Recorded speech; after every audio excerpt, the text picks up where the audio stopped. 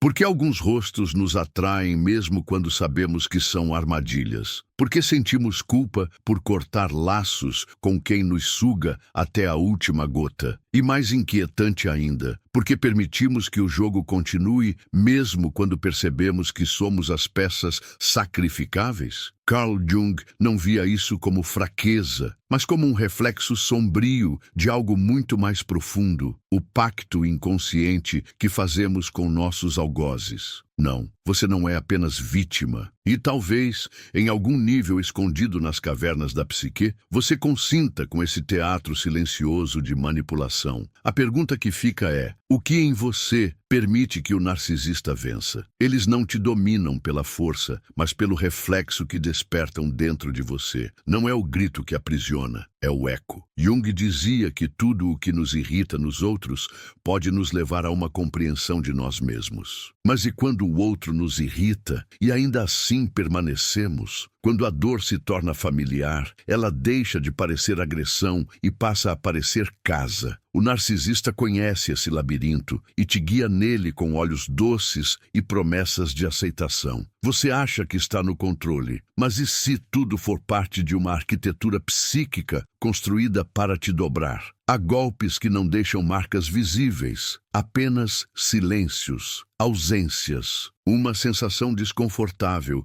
de que algo foi roubado, mas você não sabe o que. Eles se alimentam do que você esconde, não do que você mostra. E talvez o mais perigoso não seja o que o narcisista faz, mas o que ele desperta em você. A necessidade de provar seu valor, de ser visto, de ser escolhido. E quando isso se torna uma urgência, toda manipulação se disfarça de afeto. Toda humilhação se veste de merecimento. Toda prisão se esconde dentro do espelho. Você já se perguntou por que certas pessoas fazem você se sentir pequeno, mesmo sem dizer uma palavra? Por que a presença delas parece reduzir o seu mundo, esvaziar seus pulmões, entortar a sua percepção de realidade? Jung nos alertava sobre os arquétipos que habitam o inconsciente coletivo, mas o que ele não dizia em voz alta é que às vezes esses arquétipos assumem forma humana. E é aí que o jogo começa, não entre você e o outro, mas entre você e a sua própria sombra. Porque no fim das contas, o narcisista só existe onde a sua luz ainda não chegou, mas há algo que eles não esperam, algo ancestral, silencioso e irreversível. Quando você toca a verdade que eles mais temem, a estrutura rui. Quando você descobre os golpes proibidos, aqueles que dissolvem o poder do narcisista sem gritar, sem fugir, sem se explicar, eles desmoronam por dentro. Mas essa verdade não se entrega facilmente. Ela exige olhos abertos, coragem para encarar o abismo e disposição para se libertar do seu próprio enigma interno. E é isso que começa agora. Mas cuidado, quanto mais fundo você for, mais difícil será voltar. E talvez você nem queira. Há uma dor que não sangra, mas te devora por dentro, e você a carrega como se fosse sua desde sempre. Como se tivesse nascido com ela costurada na alma. Você até tenta nomear frustração, culpa, esgotamento, mas nada encaixa com precisão, porque a verdadeira palavra está escondida atrás do espelho. E é lá que o narcisista te encontra. Ele não te atinge de frente, ele te invade por dentro, silenciosamente, como uma névoa que se mistura com as tuas carências mais antigas. E de repente, você já não sabe mais se está sendo enganado ou se apenas aceitou ser. O mais cruel não é o que ele faz, mas o que ele te faz acreditar. Que você merece pouco, que pedir carinho é carência, que discordar é ingratidão, que ter limites é egoísmo. Ele não quebra seus ossos, ele dobra suas vontades até que você se confunda com ele. Carl Jung nos alertava: aquilo que não enfrentamos dentro de nós se manifesta no exterior como destino. Mas e quando o destino sorri com a face de quem te faz sentir especial, enquanto te esvazia lentamente? Você se lembra da primeira vez em que sentiu que algo estava errado? Não com o outro, com você mesmo. Quando aquele gesto sutil, aquela omissão calculada, Aquele elogio que vinha sempre com uma crítica disfarçada começou a te corroer. Mas você achou exagero, achou que estava sensível demais. Alguém te convenceu de que tua intuição era drama. E sem perceber, você começou a pedir desculpas por sentir.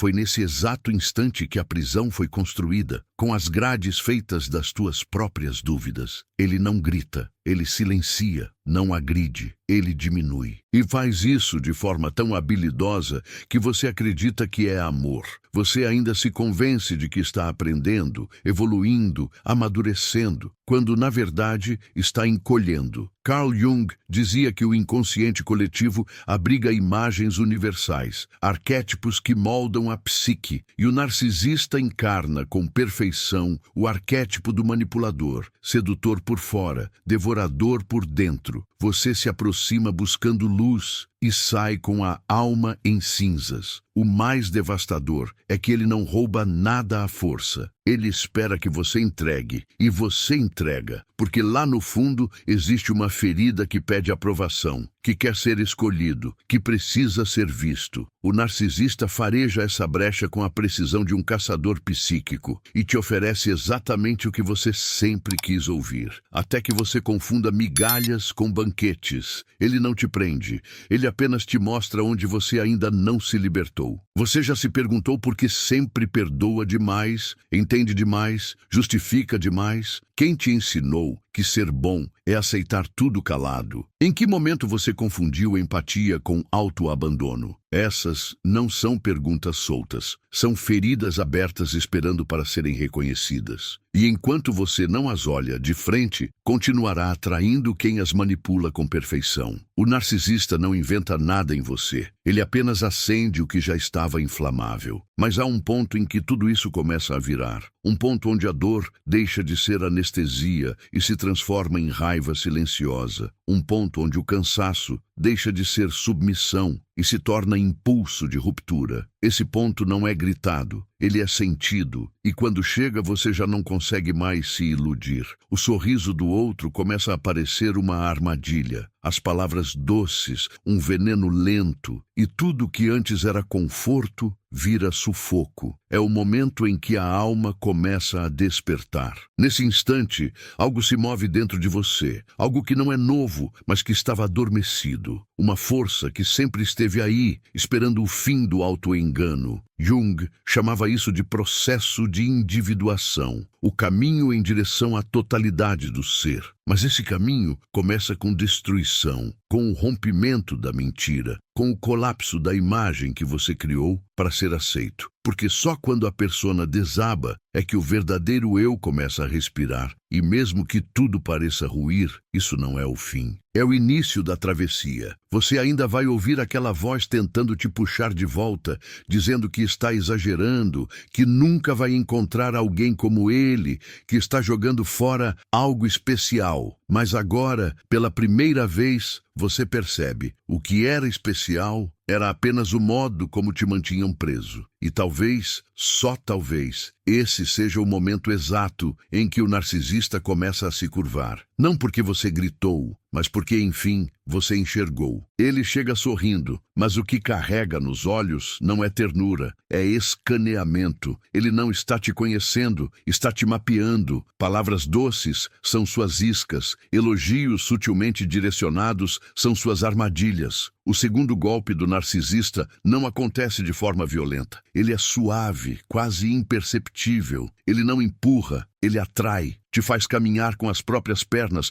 rumo ao centro da armadilha. Carl Jung dizia que tudo aquilo que projetamos sobre o outro nasce de algo que evitamos ver em nós mesmos. E o segundo golpe nasce exatamente aí, na tua necessidade de ser reconhecido, no vazio que você mesmo não teve coragem de encarar. O narcisista não te vê, ele vê aquilo que você deseja ser e se veste disso. O segundo golpe é um espelho, mas não um espelho que reflete, é um espelho que engole. Ele não mostra quem você é, ele mostra o que você mais gostaria de acreditar que é. E quando você sorri de volta, não está sorrindo para ele, está sorrindo para a projeção da sua própria esperança. É assim que começa a ligação mais perigosa, quando você confunde validação com amor, admiração com vínculo, elogio com afeto real. Ele não precisa te prender com correntes, ele te prende com reflexos cuidadosamente construídos. Reflexos que confirmam suas fantasias mais antigas, suas carências não resolvidas, suas feridas mais negadas. Você sente que alguém finalmente te entendeu, finalmente te vê. Mas o que você não percebe é que essa visão foi construída com pedaços da sua própria exposição emocional. Cada detalhe que você revelou, aquele trauma da infância, aquela relação mal resolvida, aquele medo de abandono, foi anotado, armazenado e usado contra você em doses silenciosas. Jung nos lembrava que todo encontro significativo é, em essência, o encontro entre dois inconscientes. E o narcisista domina esse campo como um manipulador de sombras. Ele sabe que você tem fome e te oferece exatamente o prato que você pediu, mas no centro está envenenado. No segundo golpe, não há gritos, há confirmações, há elogios milimetricamente calculados, há frases como "nunca conheci alguém como você" ou "ninguém te entende como eu entendo", e você se derrete, porque há anos espera ouvir isso de alguém. Só que não é amor, é vigilância emocional. O narcisista está gravando tudo, catalogando reações, testando vulnerabilidades. Ele cria um avatar emocional com a sua cara e te vende como se fosse verdade. Quando você percebe, já está se dobrando,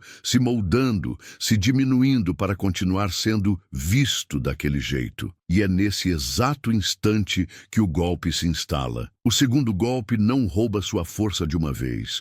Ele te convence a entregá-la em parcelas. Pequenos sacrifícios diários. Você abre mão de um limite aqui, abandona uma opinião ali, silencia uma dor acolá. Tudo em nome de manter aquela conexão que parece mágica. Mas Jung já dizia, o que parece mágico demais pode estar vindo do inconsciente sombrio, não do divino. O que é excessivamente encantador tende a esconder uma dinâmica perigosa de compensação. E nesse caso, o encanto é a cortina de fumaça que disfarça o controle. Você começa a sentir que está andando em ovos, que precisa estar sempre no seu melhor, que qualquer desvio pode quebrar o encantamento. E então você se esforça mais, se doa mais, se esvazia mais. Não por obrigação, mas por medo de perder o olhar que te fez sentir especial. Mas a verdade cruel é que o narcisista nunca viu você. Ele apenas usou sua fome de afeto como uma coleira invisível. E quanto mais você tenta manter a imagem que ele projetou, mais distante fica da sua essência real. O segundo golpe te transforma em um personagem. Você passa a atuar no script que ele escreveu. Um script onde você é sempre o compreensivo, o paciente, o disposto. Onde você aceita o silêncio dele como profundidade, a frieza como maturidade, a ausência como independência. E se por um momento ousa questionar, ele vira o jogo. Diz que você é dramático demais, inseguro, carente. E no fundo você acredita, porque ele te fez acreditar. Porque o espelho foi construído com pedaços de você. E nesse ponto, você já não sabe mais se está sendo amado ou estudado. Você sente que está em constante prova, como se precisasse merecer o afeto que antes parecia incondicional. E aí a ansiedade cresce, o medo de errar se instala, a culpa por reclamar se torna insuportável e você começa a se vigiar o tempo todo. Jung dizia que o ego precisa se desestabilizar para que o self emerja. E talvez seja isso que esteja acontecendo agora. Sua estrutura está ruindo, mas é só assim que você descobre onde termina o personagem e começa o real. Mas e se tudo isso não for coincidência? E se esse espelho foi posicionado exatamente para isso? para você finalmente enxergar o quanto estava ausente de si mesmo. Talvez o narcisista não seja apenas um predador. Talvez ele seja também um catalisador, um chamado sombrio para que você desperte, um teste ancestral de autenticidade, porque no fundo, o segundo golpe só funciona onde a fome ainda governa. E quando você reconhece isso, quando vê com clareza o mecanismo por trás do encantamento, algo começa a quebrar. O espelho racha, a imagem sedutora começa a distorcer e você sente, talvez seja a hora de parar de buscar amor, onde só há manipulação habilidosa. Quando você se aproxima da verdade, o jogo começa a perder força. O encantamento vira cansaço, a atração vira inquietação. E aquilo que antes parecia alma gêmea, agora soa como um eco distante de tudo que você foi forçado a fingir. E aí está a grande ruptura. Não é você quem muda o narcisista. É você quem se recusa a continuar se moldando para caber na fantasia dele. É nesse momento que o segundo golpe perde o poder, porque você, enfim, começa a voltar para si. O terceiro golpe não chega de repente. Ele se insinua lentamente, como uma sombra que desliza sob a porta enquanto você dorme. Quando você percebe, já está desperto em um pesadelo emocional do qual não consegue acordar. E o mais perverso é que, desta vez, o golpe não é aplicado com sedução, mas com culpa. Uma culpa que não nasceu em você, mas que agora parece inseparável da sua identidade. O narcisista é mestre em criar enredos onde ele é a vítima e você é o vilão, mesmo quando é você quem está sangrando. Carl Jung dizia que enquanto não tornamos o inconsciente consciente, ele dirige nossa vida, e chamamos isso de destino. O terceiro golpe é justamente isso. Uma programação emocional oculta que te faz assumir pesos que nunca foram seus. Ele te faz carregar a responsabilidade por cada conflito, cada silêncio, cada falha da relação. Se ele se afasta, é porque você pressionou. Se ele explode, é porque você provocou. Se ele mente, é porque você não soube confiar. De pouco em pouco, a culpa se torna a linguagem que sustenta a conexão. Você começa a pedir desculpas por emoções legítimas. Começa a se explicar por necessidades humanas. Começa a duvidar do seu próprio senso de justiça. A voz dele ecoa dentro da sua cabeça como um juiz silencioso, apontando falhas que você não sabia que tinha. E quando você tenta se defender, ele se faz de ofendido, se faz de ferido, e você se cala, porque o terceiro golpe paralisa. Ele sequestra sua capacidade de discernir onde termina sua responsabilidade e onde começa a manipulação. A dor agora tem um nome novo: culpa crônica. Você passa a andar sobre os próprios sentimentos como se fossem cacos de vidro. A cada passo, se corta. A cada gesto, se questiona. E o pior é que você ainda se considera maduro, equilibrado, consciente. Não percebe que está sendo treinado a aceitar migalhas como se fossem banquetes e a agradecer por isso. Jung falava sobre a sombra como o lado negado de nós mesmos. E é nessa sombra que o narcisista encontra sua morada. Ele a conhece, ele a habita, ele a utiliza como argumento para tudo que te faz sentir pequeno. O terceiro golpe não precisa de provas, ele só precisa da tua dúvida. Basta que você pense, talvez eu esteja mesmo exagerando. É o suficiente. A culpa se infiltra, cria raízes e começa a te governar. E quando você tenta sair, sente vergonha de ter ficado tanto tempo. Quando tenta falar, se questiona se não está sendo injusto. Quando tenta respirar, já não sabe se tem direito ao ar. O narcisista criou um enredo onde ele é o injustiçado, o incompreendido, o que só queria o melhor. E você, o difícil. E é aí que o jogo se torna letal. Porque o terceiro golpe não apenas te paralisa, ele inverte a lógica, faz com que você passe a proteger quem te feriu. Você começa a justificar seus abusos para os outros, começa a esconder as lágrimas para não manchar a imagem dele, começa a defender o indefensável, porque sente que no fundo você também errou. Jung diria que o ego, ao se identificar com uma imagem idealizada,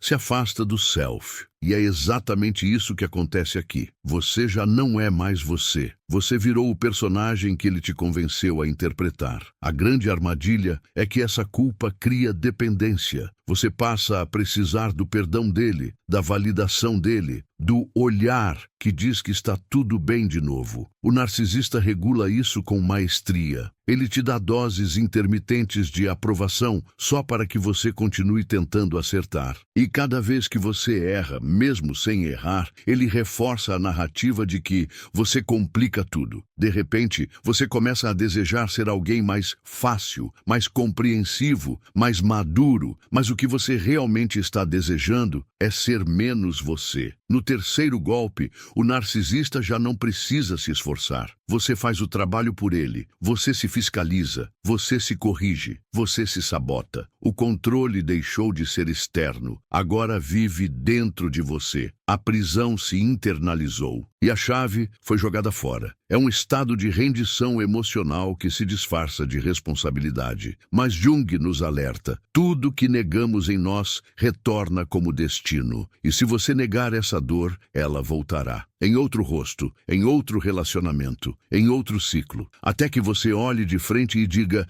isso não é meu. E quando essa consciência chega, ela não vem como um grito, ela vem como um sussurro firme que diz: chega. Nesse instante, a culpa começa a perder a força. Não porque ela some, mas porque você a reconhece como invasora, porque você percebe que carregava nas costas dores que não nasceram do seu coração, mas foram plantadas ali para te dobrar. É quando você finalmente entende que amor não deveria custar sua paz, que compreensão não deveria exigir silêncio, que carinho não deve vir depois do medo, e que, para se libertar do terceiro golpe, não é preciso brigar, é preciso devolver. Você não precisa vencer o narcisista em um embate. Ele já perde quando você se recusa a continuar se culpando. Quando você para de tentar provar algo para quem nunca quis te enxergar. Quando você se olha no espelho e, em vez de se perguntar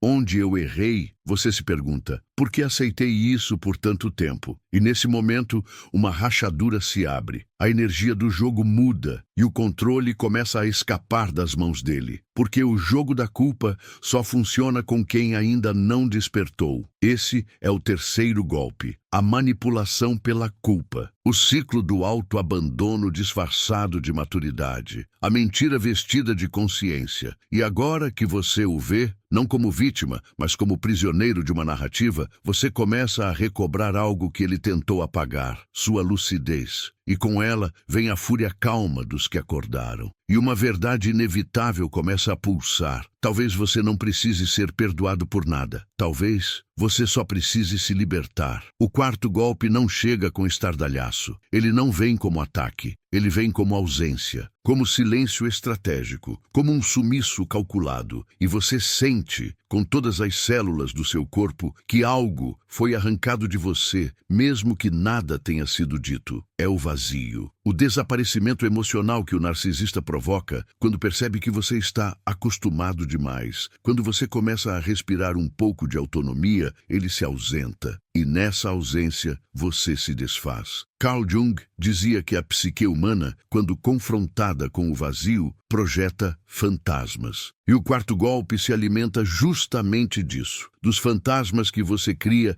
para justificar por que ele sumiu. Você se culpa, você pensa que foi frio, que falou demais, que pediu demais, que sentiu demais, e nessa espiral começa a buscar formas de se tornar mais leve, mais divertido, menos exigente. Mas a verdade que você evita olhar é brutal. Ele desapareceu para reafirmar o controle. O quarto golpe é a tortura invisível de quem se retira para que você corra atrás. É o castigo disfarçado de descanso, a punição travestida de espaço. E quando você manda uma mensagem, liga, tenta entender, é recebido com frieza, com indiferença ou, pior, com silêncio. Esse silêncio não é neutro, é um grito mudo que diz: veja até onde você vai para me ter de volta. E você vai. Você vai porque está faminto, porque o segundo golpe te viciou no reflexo idealizado, porque o terceiro te fez acreditar que a culpa era sua. Agora, no quarto, você está tão emocionalmente desnutrido que aceita qualquer migalha de presença como banquete. Ele volta, eventualmente, com uma mensagem trivial, um emoji, uma provocação ambígua, e você respira aliviado. A abstinência foi quebrada, mas o ciclo só se reforça. O mais cruel é que esse desaparecimento não precisa ser físico. Pode estar ao seu lado, olhando para o celular,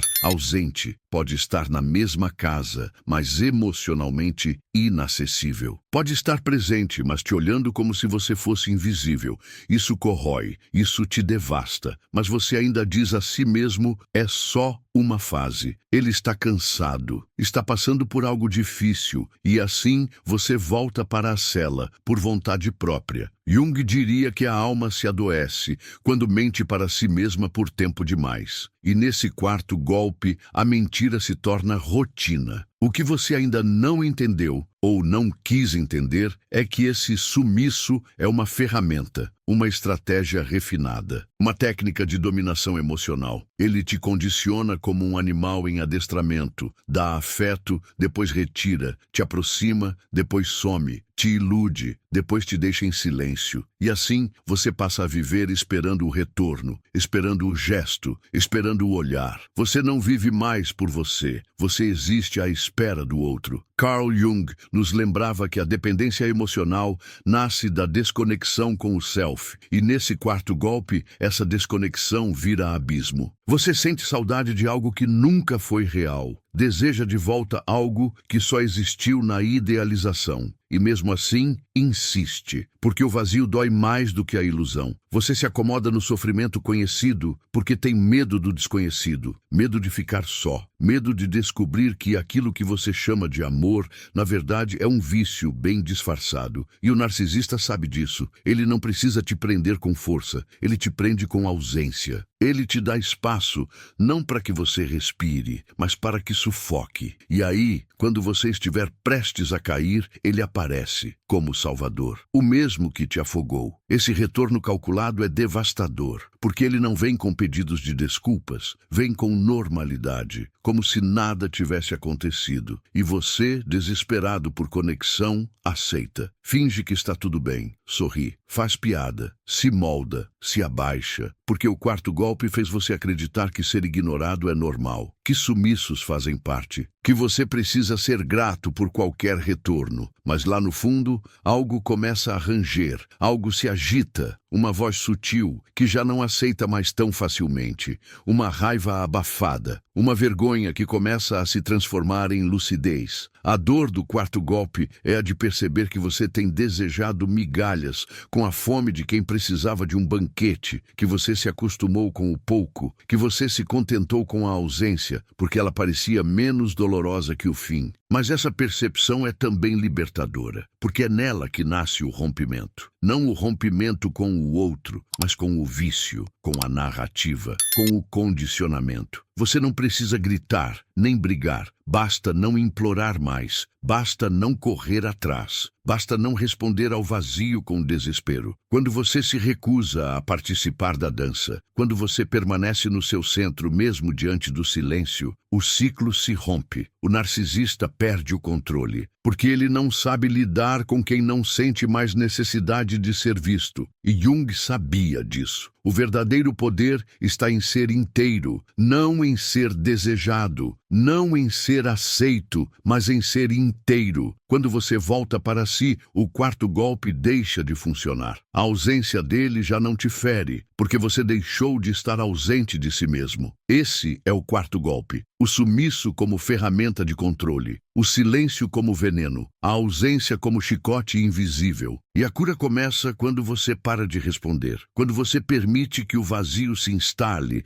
mas não mais te governe, quando você aceita que o que sumiu talvez nunca tenha estado realmente ali. E nesse instante, você percebe que o retorno que mais importava nunca foi o dele, era o seu. E então, quando tudo parece ter ruído, quando o ciclo se mostra insustentável, quando você ameaça se afastar, quando sua alma começa a dar sinais de retorno, o quinto golpe é acionado. Ele é o mais perverso de todos, o mais dissimulado, o mais eficaz, porque ao contrário dos anteriores, ele não vem com dor, ele vem com alívio, ele vem com o que você mais queria ouvir. Ele se apresenta como mudança, como redenção, como cura. Carl Jung dizia que aquilo que mais desejamos pode nos destruir se não estivermos conscientes da origem do desejo. E o quinto golpe se alimenta exatamente disso, do teu anseio de que finalmente ele tenha mudado. O quinto golpe é a ilusão da transformação. O narcisista percebe que está perdendo o domínio, que o espelho já não brilha como antes,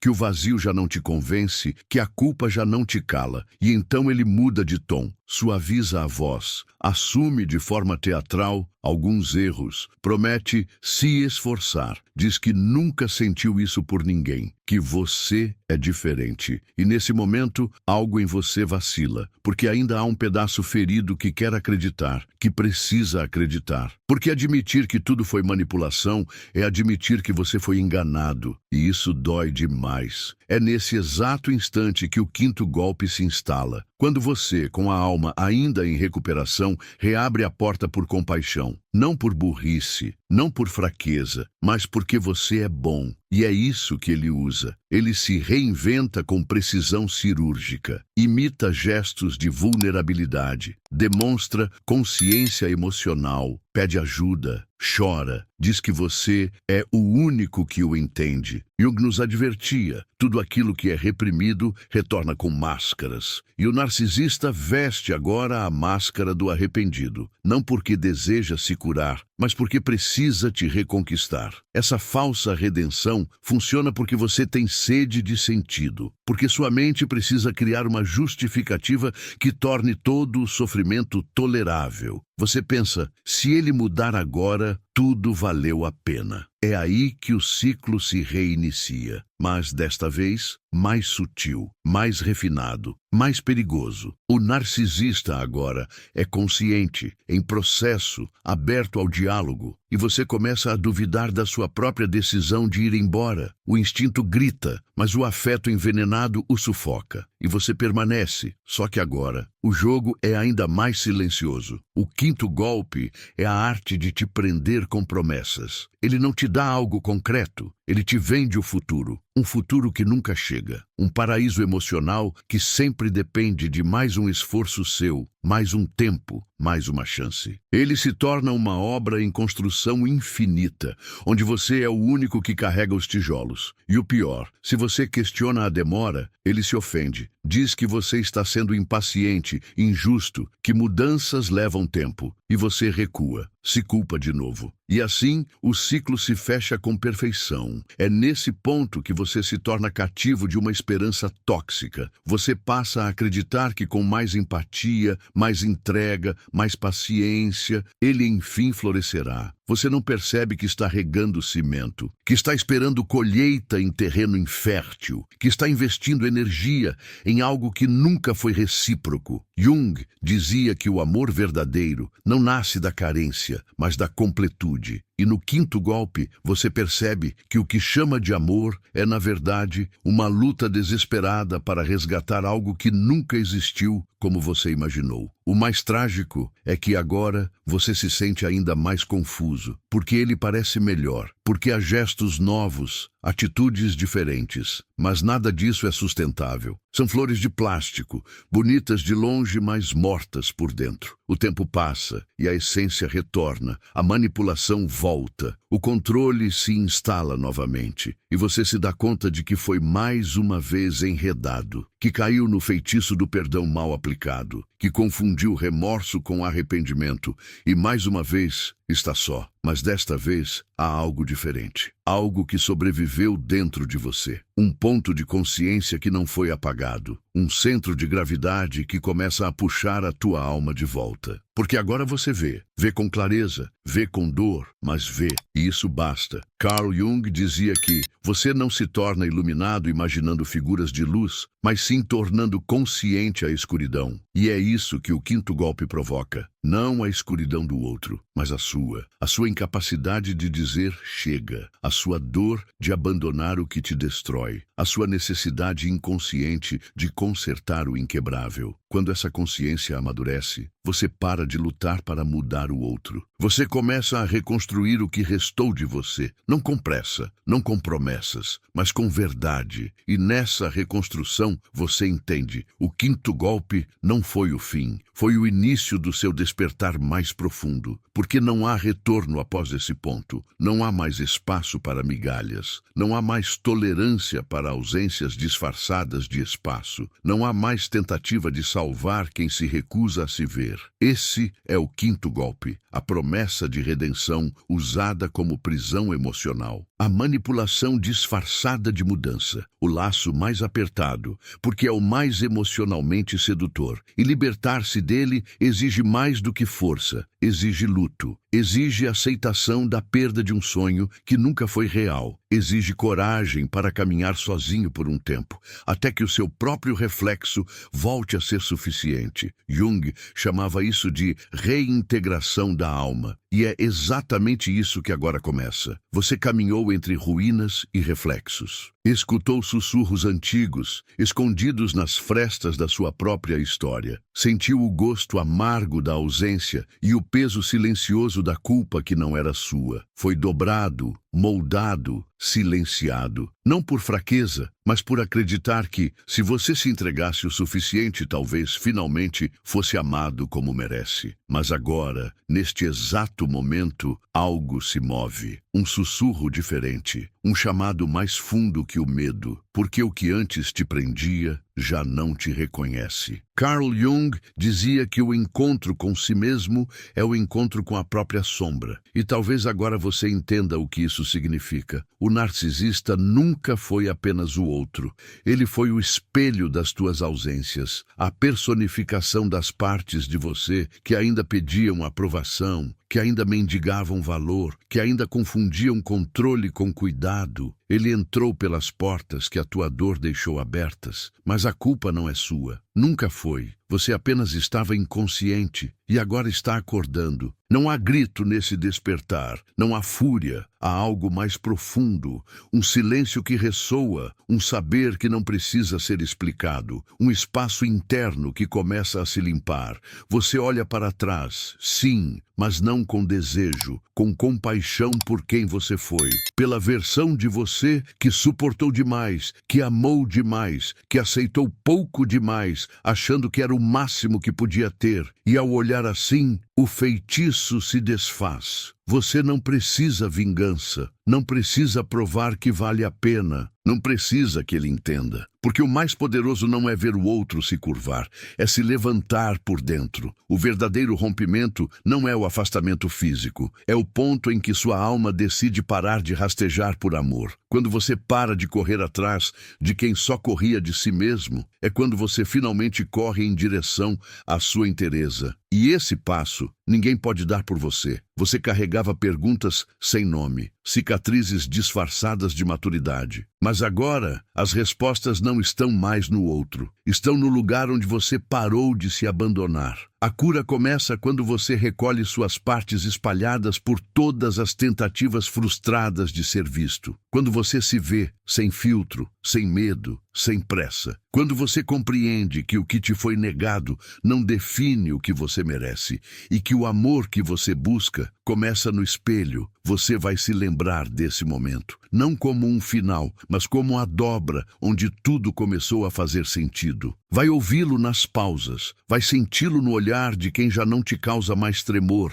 vai perceber que aquilo que te doía já não te alcança, porque agora há raiz, há presença, há retorno, não para o outro, mas para si mesmo. E talvez esse seja o verdadeiro milagre, voltar inteiro do lugar onde quase se perdeu. Não há mapas para esse retorno, não há atalhos, mas há sinais, há sentimentos que não mentem, intuições que você aprendeu a silenciar, mas que agora voltam a sussurrar. Honre esses sinais, confie neles, e se em algum momento duvidar, volte aqui. Este espaço é seu também. Este eco ainda vibra com a verdade que você já pressentia. O amor verdadeiro nunca cobra tua alma como entrada. Agora, se algo em você foi tocado, se alguma parte adormecida despertou, compartilhe essa travessia. Não para espalhar um vídeo, mas para espalhar um caminho. Deixe seu comentário como quem deixa um rastro de luz no escuro, para que outros não se percam. Inscreva-se se quiser continuar essa jornada de dentro para fora. curta se sentiu e compartilhe se, assim como eu, você acredita que ninguém deveria carregar sozinho o peso de se reconstruir. Nem todo rompimento é ruína. Alguns são renascimentos disfarçados de fim.